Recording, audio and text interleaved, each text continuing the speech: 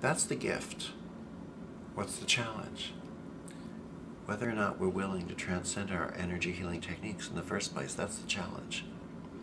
Or we could say the gift is that this allows us to completely demystify the healing process. The challenge is whether or not we're willing to allow the healing process to be demystified, which then boils down to, if we have the possibility, if we have the opportunity to completely transcend our energy healing techniques and in return facilitate far greater comprehensive healings for people, to do less, to access more. If we have the possibility to demystify the healing process to allow it to be completely transparent for everyone, then and if we're not willing to step into that, then we have to ask ourselves why.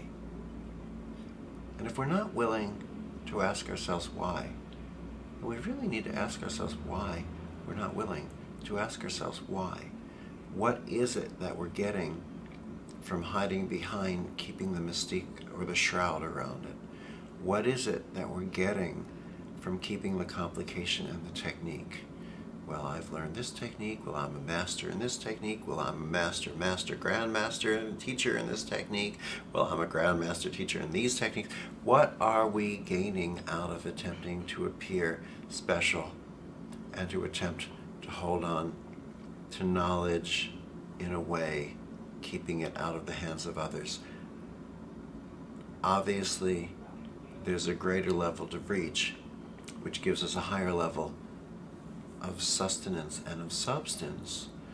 It does not give us the fast food rush for our ego, but instead it gives us so very much more. So it's as if, as time has opened up and expanded, we have the potential to stepping more fully into ourselves. But there's a personal challenge of accessing a level beyond our current ego level to do this. It's interesting because reconnective healing, a lot of questions that come up in the interviews is, how does this relate to religion? Well, it has nothing to do with religion. It does have to do with spirituality. Spirituality being, there's some intelligent force in the universe, call it God, call it love, call it universe, that causes trees to grow up and tree roots to grow down and children to be born with 2 eyes and 1 nose. I don't think it cares what we call it. I think a lot of people care what we call it, but I don't think it does. And our religions tend to be, I look at our religions as being windows of perspective into spirituality. So if someone spends all their life looking out of one window, for instance, this window over here to our right, views out onto a parking lot. Now, that's what they see as religion or the universe. See a parking lot, great. It's moving, it's always changing, people are walking on, walking off, cars are pulling in, pulling out, and that's the perspective. If after a while someone chooses to look out another window where they see a mountain or a beach, then they start to see more of the universe. Okay, the universe consists of a parking lot, people, movement, and a mountain or a beach. And we see more and we see more. But the fact is each window is a perspective onto truth. The religions are often arguing over whose view is right. And it's an argument no one can win because every view is correct. It's just that it's limited. It's limited by the window frame, and it's limited by the wall that's necessary to support the window frame. The structure that's required for the window is also the limitation. If we truly want to gain an overall view of what's going on, let's walk outside. Hey, let's get excited. Let's climb up on the roof and see the whole picture. So how does this relate to this new level of healing?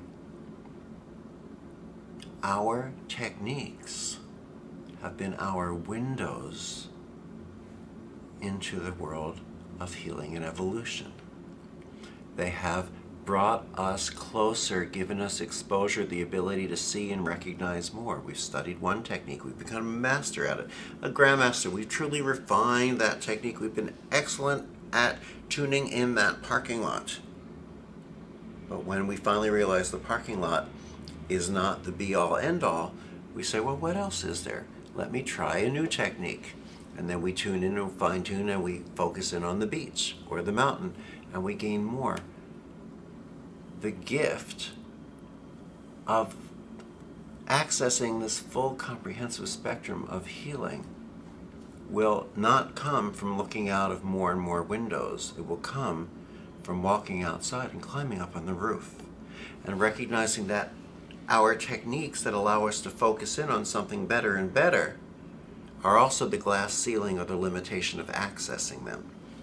Because the more we focus in, the more we do so to the exclusion of the rest of the panoramic view. You following? Yeah. Okay. Brilliant description, actually.